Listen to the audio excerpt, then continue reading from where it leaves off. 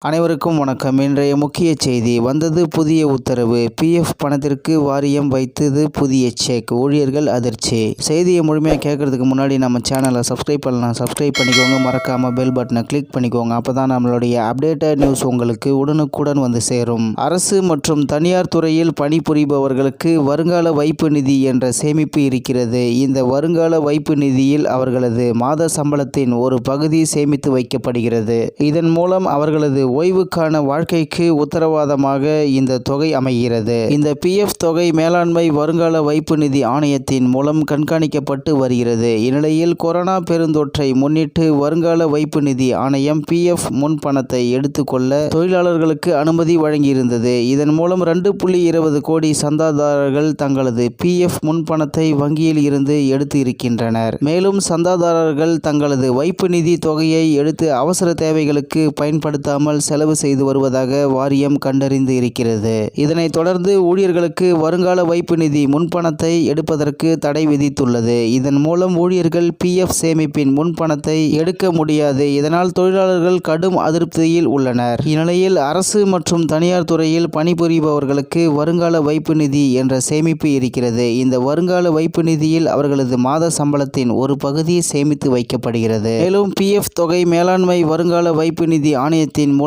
கண்காணிக்கப்பட்டு வருகிறது. இந்நிலையில் கொரோனா பெருந்தொற்றை முன்னிட்டு வருங்கால வைப்பு நிதி ஆணையம் பிஎஃப் முன்பணத்தை எடுத்துக்கொள்ள தொழிலாளர்களுக்கு அனுமதி வழங்கியிருந்தது. இதன் மூலம் 2.20 கோடி சந்தாதாரர்கள் தங்களது பிஎஃப் முன்பணத்தை வங்கியில் இருந்து எடுத்து இருக்கின்றனர். மேலும் சந்தாதாரர்கள் தங்களது வைப்பு நிதி தொகையை எடுத்து அவசர தேவைகளுக்கு பயன்படுத்தாமல் செலவு செய்து வருவதாக வாரியம் கண்டறிந்து இருக்கிறது. இதனைத் தொடர்ந்து ஊழியர்களுக்கு வருங்கால வைப்பு நிதி முன்பணத்தை எடுப்பதற்கு தடை விதித்துள்ளது என்பது குறிப்பிடத்தக்கது. இத்துடன் இன்றைய முக்கிய செய்தி நிறைவு பெறுகிறது. நன்றி, வணக்கம்.